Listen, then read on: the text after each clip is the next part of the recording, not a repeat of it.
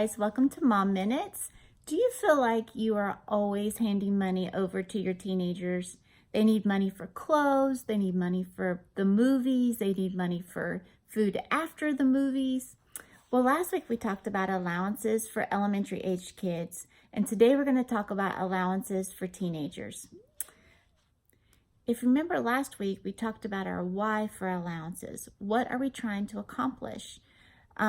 When we think of that, I think it helps to think about the end in mind. What are our kids going to be responsible for when they leave our home, and what are we going to be responsible for when they leave our home? For us, for our kids that have already left home and for the kids that we still have here, our goal is for them to be basically financially independent of us, except for their college tuition by the time that they leave our home when they're 18.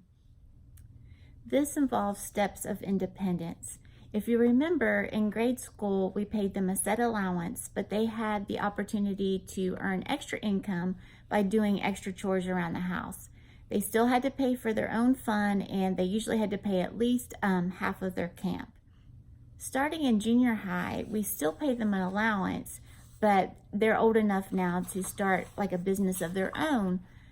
For example, we would have them either start a lawn mowing business or babysitting or really anything that they could think of. They also had the added responsibility of washing their own clothes. I know some people do that younger, some people do that older, but usually in the 7th grade, that was kind of a milestone where, hey, now you're going to be responsible for doing your own laundry. So turning 16 is a huge milestone year for our kids. They do not get an allowance anymore, and they usually have to get a job. If they're going to drive the car, then they have to pay at least half or more of their insurance, car insurance.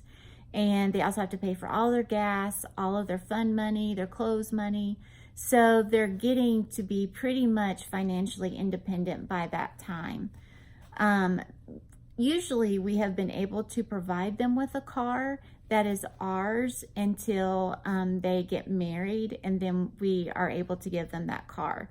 But until then, until it's all theirs, they are responsible to pay for their oil changes or learn how to change the oil themselves, and for small repairs, and then we help them with the larger repairs.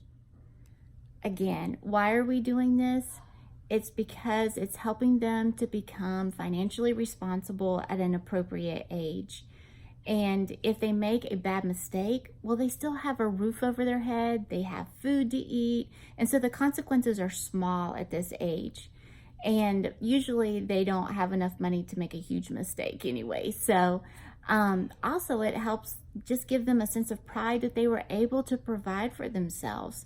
When they get that new outfit with their paycheck, or they get to go do a special event with their paycheck, it really does bring them a sense of joy and a sense of pride that they did that. Also, I will say that it helps prevent arguments, because when my child comes to me and says, hey, everybody's going to Six Flags next week and I really want to go, then I don't have to say yes or no. I just say, well, do you have the money to do that? And then they get to decide if they can do it or not. So when you can kind of throw it back to them and say, are you able to do that with the finances that you have, and let them decide, then it takes a lot of the debate and discussion out of some of those scenarios. I will have to say that you do have to be careful. We had to be careful with a couple of our kids that were working their way through college, and they were just trying to do too much, and they weren't getting enough sleep, and it was starting to make them sick. And so we had to step in and say, hey, you need to cut down your work hours because this is not healthy for you. We had another one that got into a fender bender, but she had to pay, higher car insurance, and she also wanted to pay for the damage that she had done to the other person's car. And so it was just too much. She was going to school, she was working, and she was trying to figure out how to get extra hours so that she could pay for the damage. And, you just know when your kid is overwhelmed and they really are getting kind of hopeless about their finances. And so that's the time to step in and say, hey, we can help with this, or we will do this, and you can pay us back, in this amount for this amount of time. So, you do have to watch them carefully, especially those that are high achievers and that really want to be able to do things by themselves. Just make sure that they're doing it in a healthy way. Of course, every family has a different way of doing things, and this is just the way that has worked for us, and it has even changed over time and with different kids. I would love to hear about what you guys do, what has worked for you, what are your thoughts and your ideas. So just let me know in the comment section, and hopefully we can learn from each other. I hope you guys have a great weekend, and if you're in Houston, I hope you guys stay dry. Take care.